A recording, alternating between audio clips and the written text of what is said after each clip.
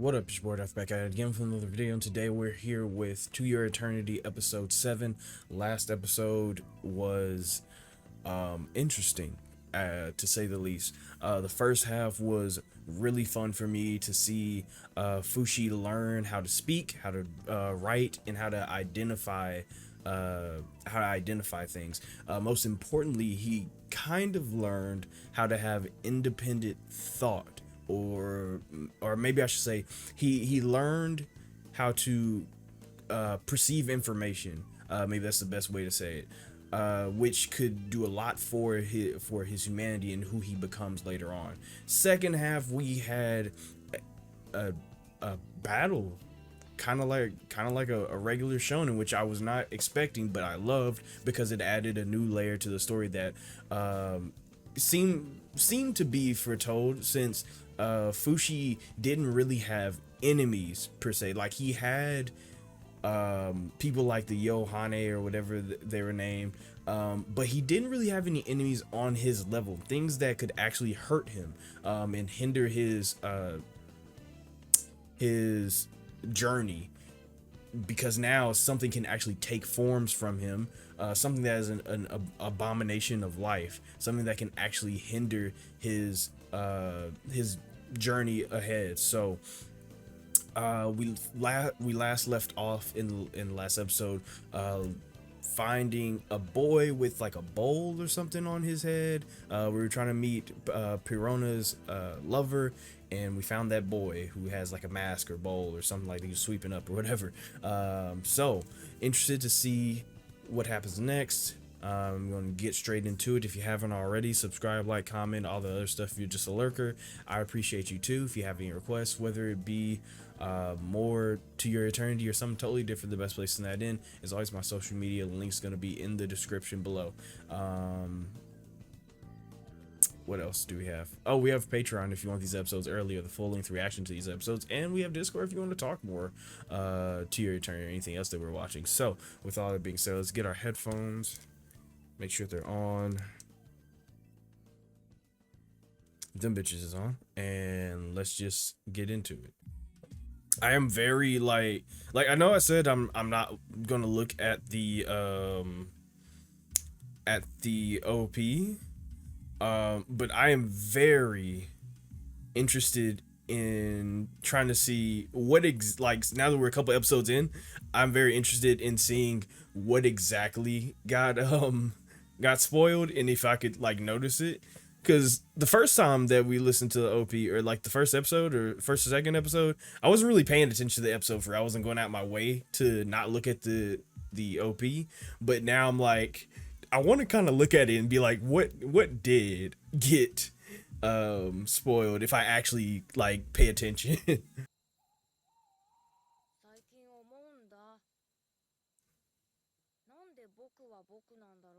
Why am I me?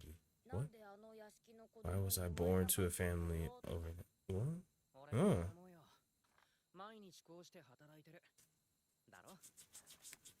Honestly, I think everybody's had that thought before.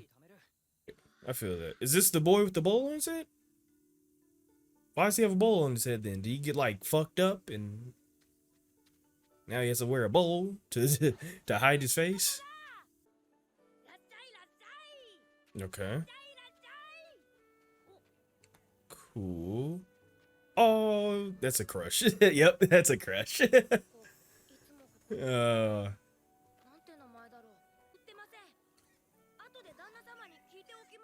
Okay.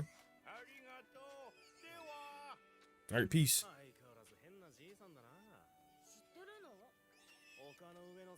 It's the brewer who lives. What you doing? What y'all doing? What y'all got going on? I don't trust you. Oh hell no! Oh hell no! What y'all got going on? The money. Some of the money's gone. Yeah, you motherfucker. What you doing? Oh, you motherfucker. Okay. Doggy or baby, what are you? Yeah, you're a dog. I was it's like, bro, what is a dog? What is a dog doing out here? Yeah. Oh, yes, is it the girls? Yep, it is the girl. Let's go. You got a reason. Go talk to the girl. Oh, she's a rich girl. That girl is sheltered as fuck. I can just tell by the clothes. Yep, yep, the jewelry. She's giving it away. She's sheltered as fuck. That is a fucking brat. Okay. Right, let's not jump to any conclusion. She might not be a brat. She does seem sheltered as fuck though. Giving away rings. Come on. That was a rude thing to say to him. Because she basically just said, hey, you sell this? You don't have to be a fucking bum anymore. Oh, son of a bitch. Oh, the brother is a dickhead. What was the note say? Was it just an IOU? Thing called fate in the world. I've decided to fight against it. Dang, got my nigga tilling land and shit. Selling veggies. Why you out here stealing money? Oh, hell no. That's crazy. That's that is a very nice but that's a backhanded kindness. Get yourself something nice. Fuck. Oh shit!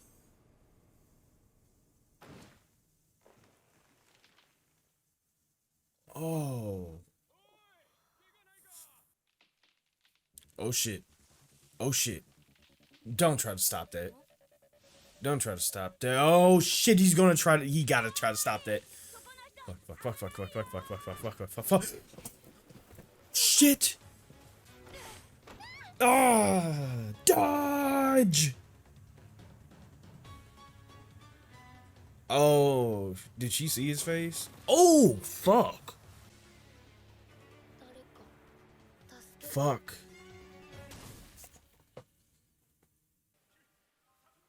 And nobody cares.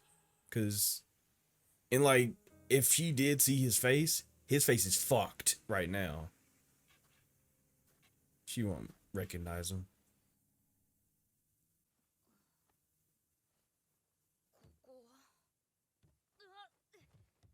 Oh, yeah, I mean, you got hit pretty hard, bro.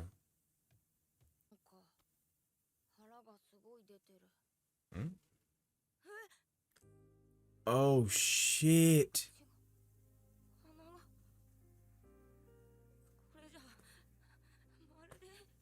A monster.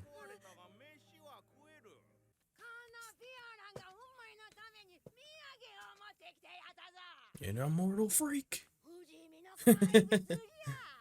Oh, fuck.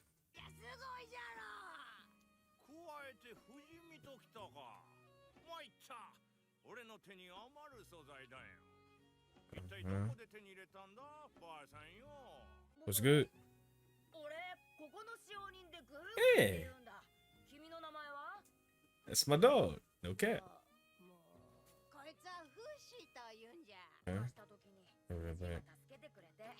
He helped you. So like he healed you or something?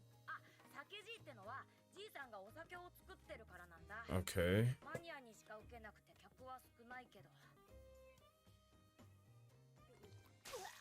Yeah, some strong shit. Oh god.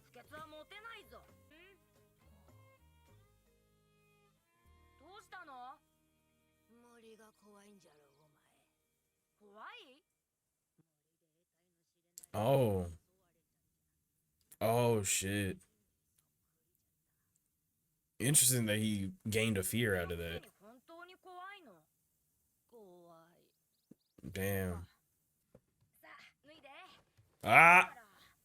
Ah. Oh. Oh. Oh.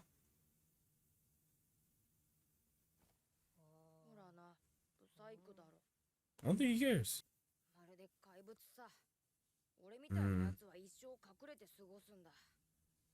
I'm still flabbergasted that he took his clothes off. Ah.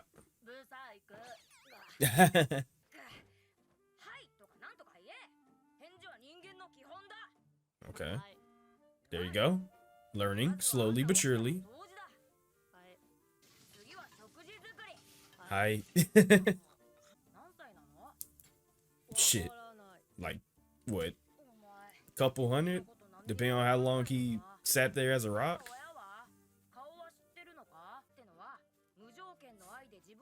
Alright, that would be March for him. Or at least that would be his mom. He's learned the concept of family, which is interesting.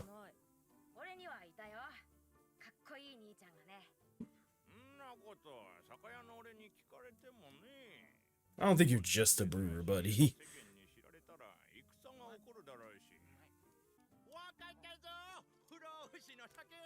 Immortality wine? What the fuck? Oh, God.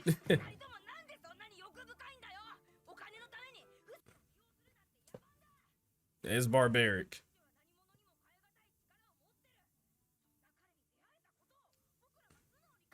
Ah, you ain't lying.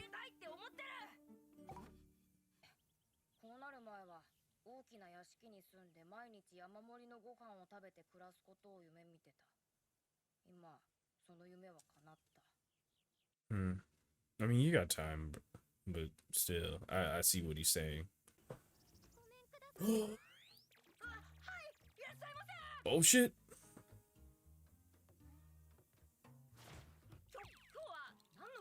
Oh no.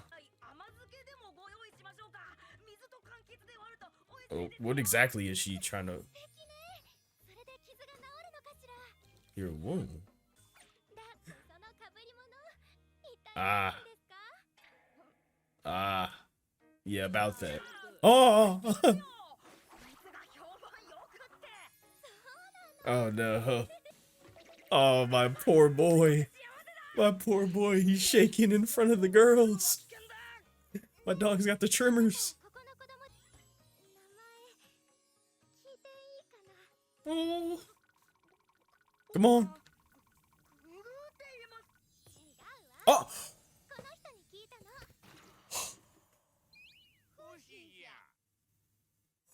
Oh, not my dog. Oh. Oh, my dog. Bro, look at my dog. Oh my God.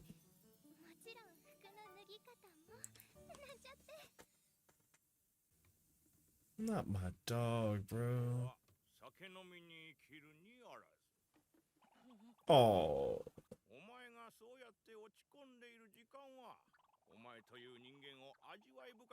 Yeah, mm. Embrace the heartache. Become a good man, Goo. What? Embrace the heartache. What the fuck? Right. Better yourself. Better yourself from sorrow. Mm.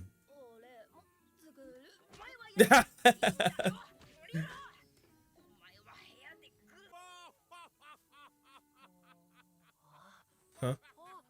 Oh, he's.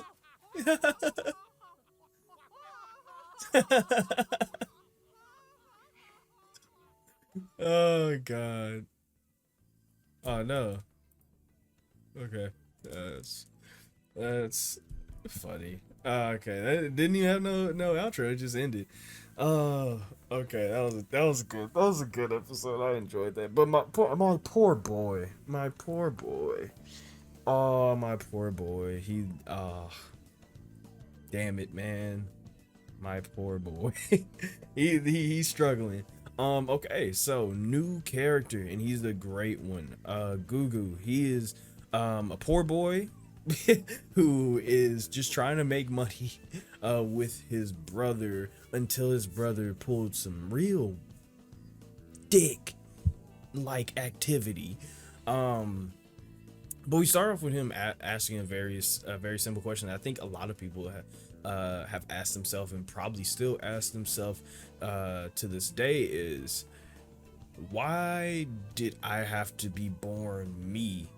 And it's a question that is rooted in the futility of life itself. That when you are born a person that you yourself don't perceive as um, don't perceive as worthy of living, or that you don't perceive a life worthy of living, it's easy for you to fall into a depression of, if only I had enough time to, you know, be somebody different. If only I were somebody different, right? And that's just a common thought process for not just people in general, but specifically people in situations like Gugu, where he doesn't live a great life. You know, he's working every day. He's still poor. He's just living in a tent and stuff like that,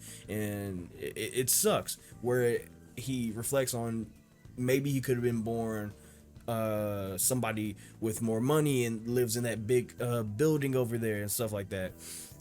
Which, you know, to me is very sad just to hear him talk like that, because it's very relatable, and it's just, you know, it shows somebody who doesn't have much hope for the life that they live right now.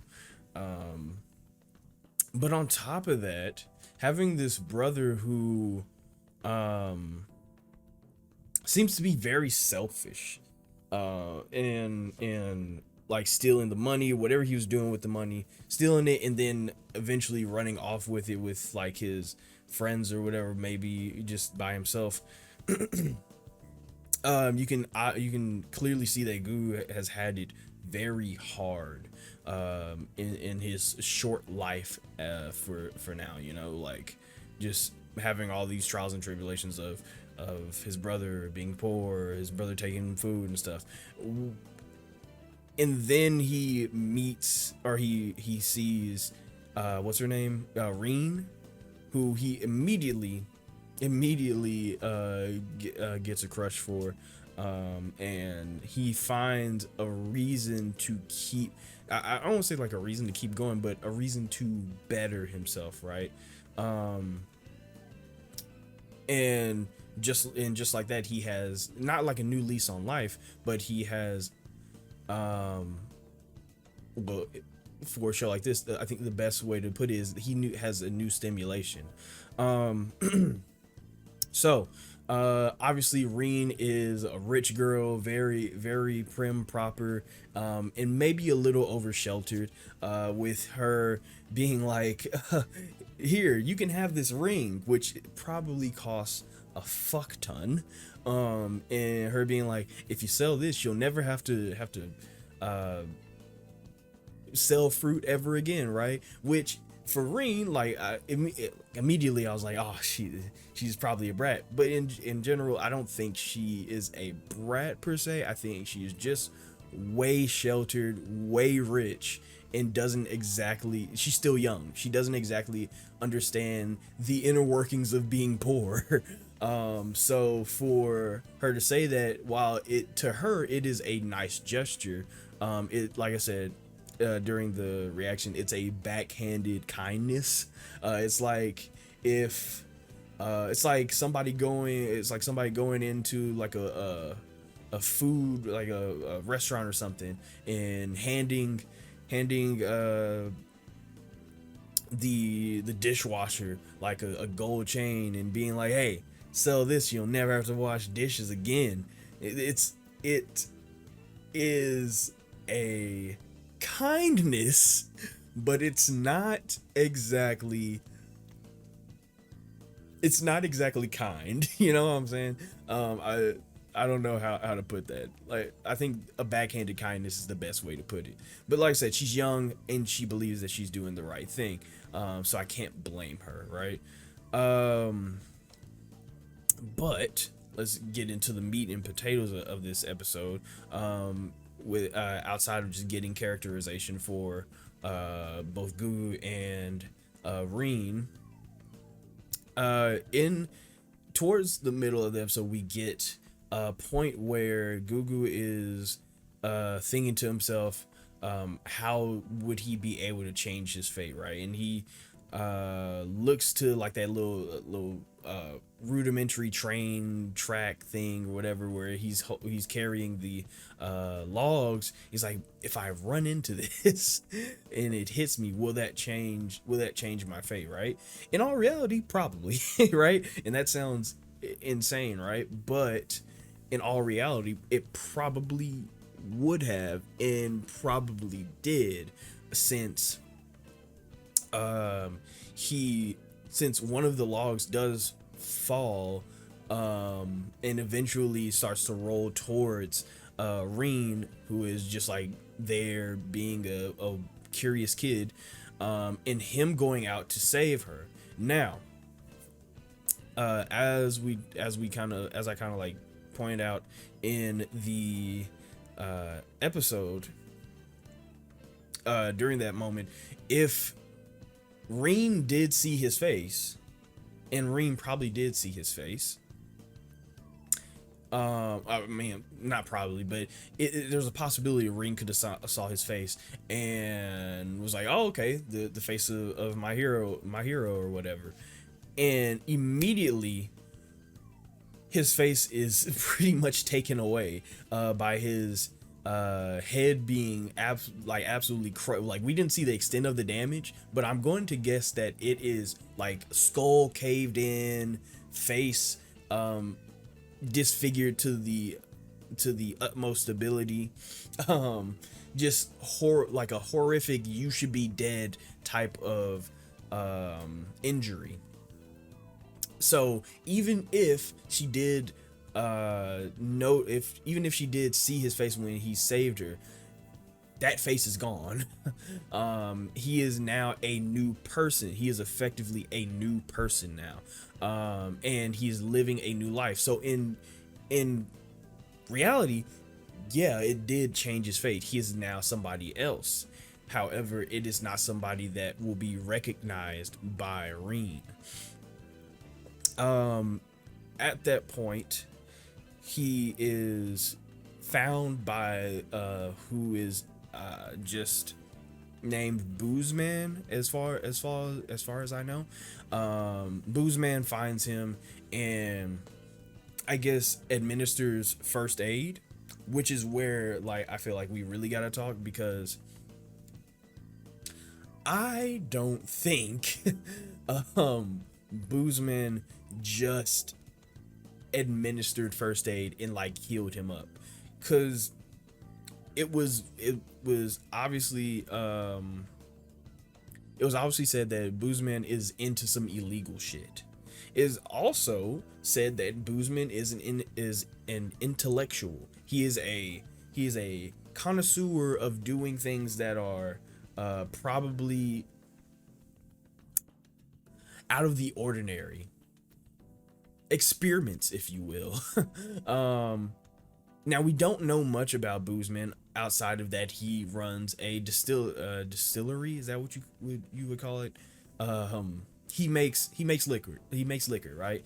And also when Gugu looked at his face, it seemed like he had like a cork in, like, for a nose. I don't like I said, it was all blacked out and we really couldn't see it, but it seemed like there's something in his nose, whether it's a cork. It looked like a cork to me. I won't go back to see or to look, because I just don't feel like it. Two, I don't like going back to like analyze stuff too much, but it either looked like a cork or like a tube.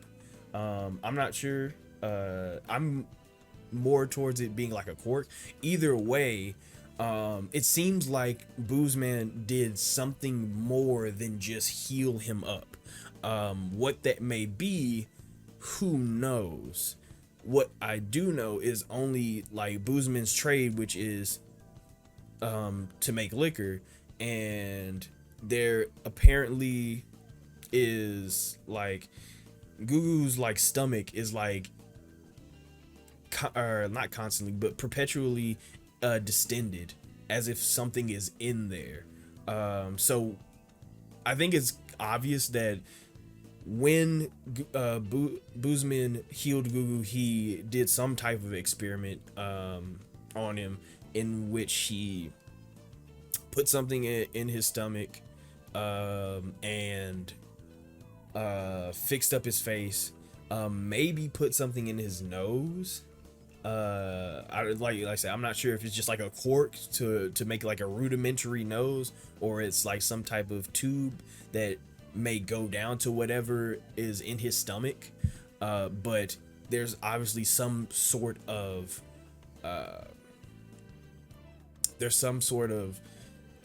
what's the word? Just experiment done on Gugu that is probably not exactly to his benefit, especially seeing that so many people around Gugu have been kind of selfish. So I'm going to assume that we'll eventually figure out what he's doing, whether it's just like a a ritual, or he's like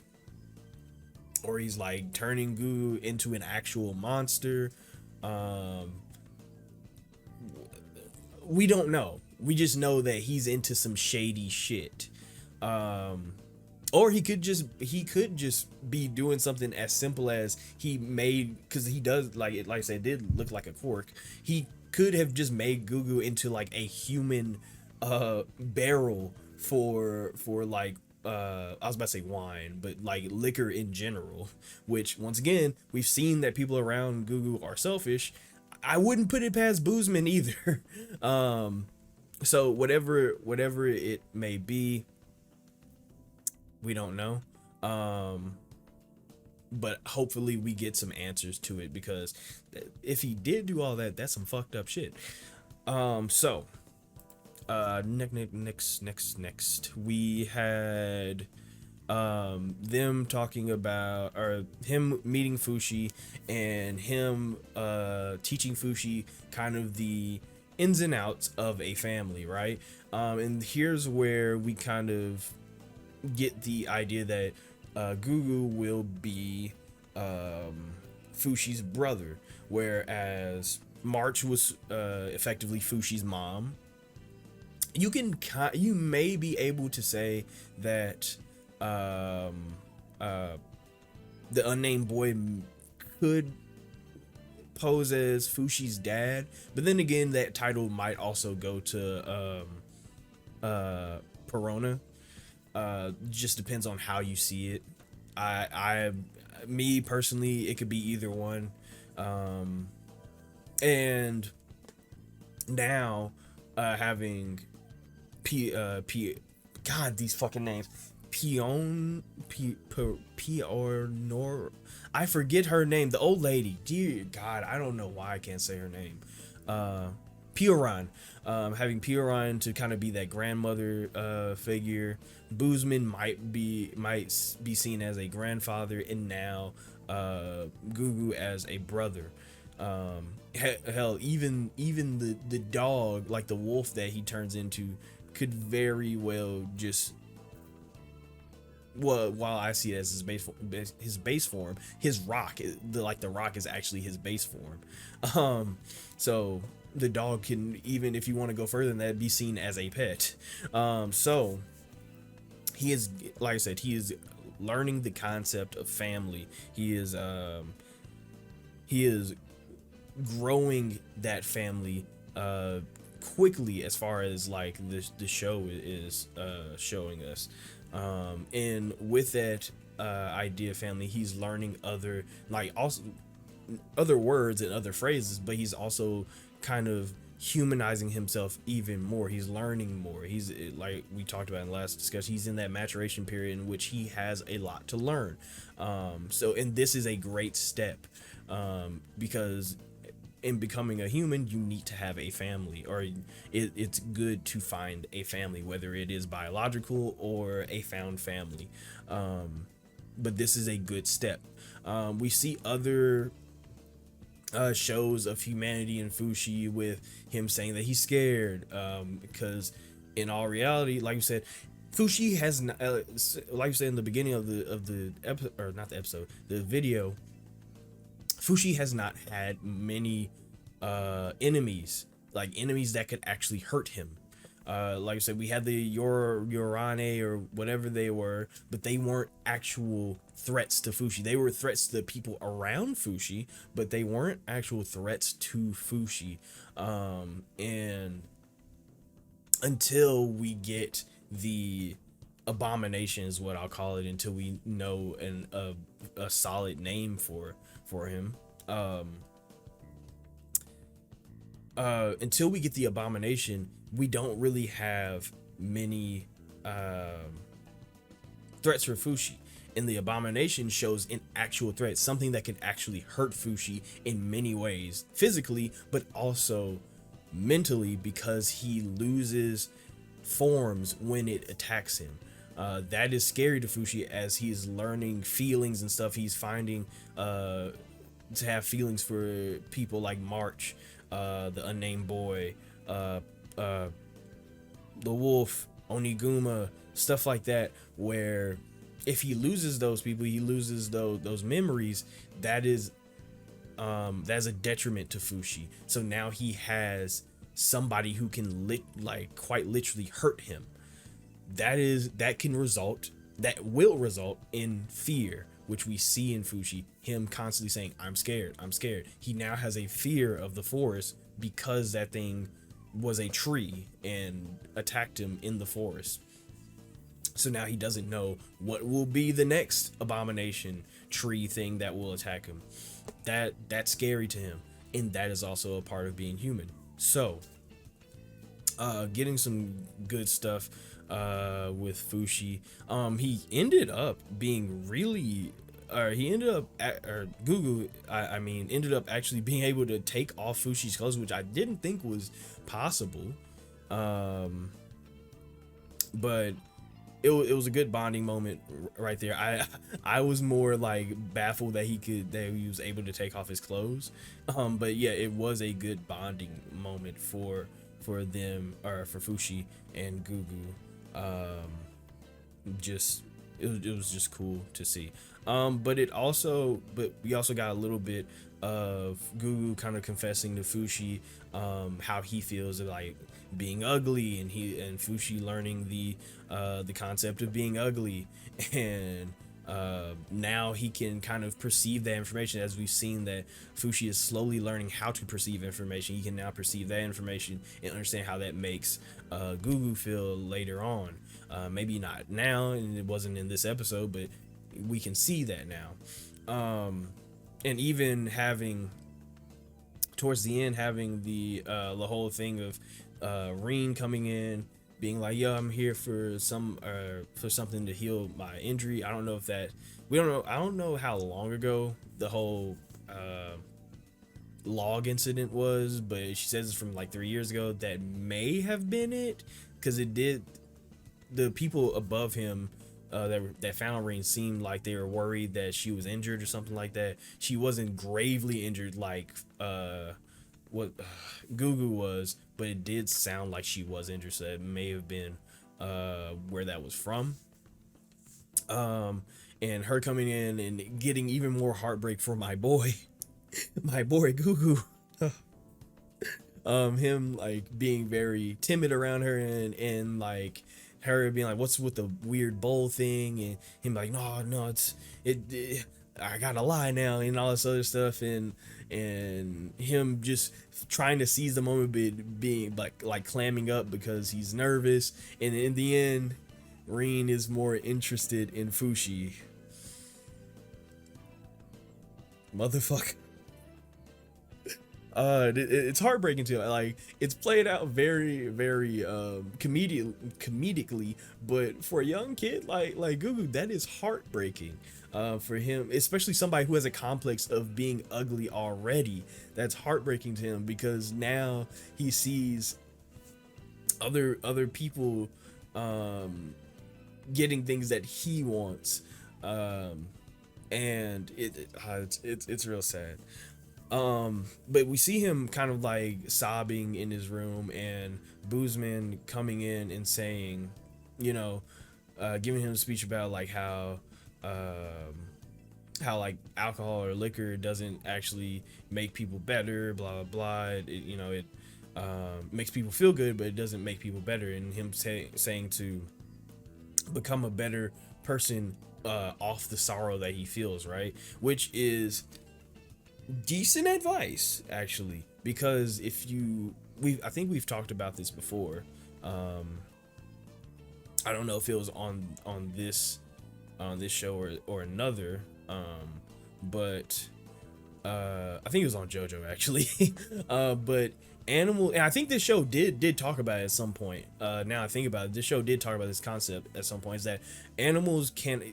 I'm actually sure that the episode or this show did talk about it, because it talked about it in like the beginning of the episode or the beginning of the show or something, that animals can't actually change their environment, but they eventually change themselves in order to deal with the environment that they live in. So for Gugu, it's he gets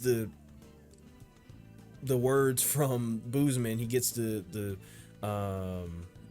pep talk from Boozeman. He goes, take that sorrow, the sorrow that you got from your environment, and make yourself better off of it. Which he goes out, he starts working out and stuff, and even having Fushi come in and like say that he wants to work out too, but Gugu saying no, you don't need to, right? When in reality, yeah, maybe he doesn't need to, but it's a good step for Fushi to understand the idea of bettering himself. But yeah, it's a good lesson for Gugu in a way, for him to be like, okay, take the sorrow that he feels and better himself from it, because simply wallowing in it doesn't exactly make you any better. It just makes you sad. So it's a good, it's a good lesson to learn. And then towards the end, we get Fushi seeing seeing Boozeman laugh, and him wanting to join in on that and imitate that. He also starts to laugh, seeing that he is now learning the concept of laughter as well. So I do really like the dynamic between Gugu and Fushi. Getting to see that brotherly dynamic is gonna be fun, but also important for Fushi's development as well. So this was a great episode. This was actually a pretty I don't want to say happy, because there was some tough shit in there, but this was a very upbeat episode, especially since we had the last episode of being introduced to the Abomination, and the episode before that with March dying. So yeah, this was a good break from the complete and utter sadness, but there will be more to come. I mean, yeah, of course there will be. Like, as much as I like Gugu, in a show like this, I want to say that I want to try not to like him too much, but that I can't. He's a cool guy. It's my boy. So I can't. I already know how this shit's gonna go. This shit's gonna be tough. But yeah, this is a good episode.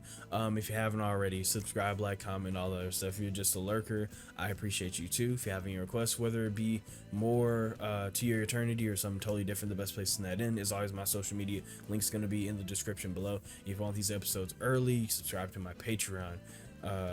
So with all that being said, let me get my off button ready. There it is. You all stay amazing, stay safe, and take care of yourselves.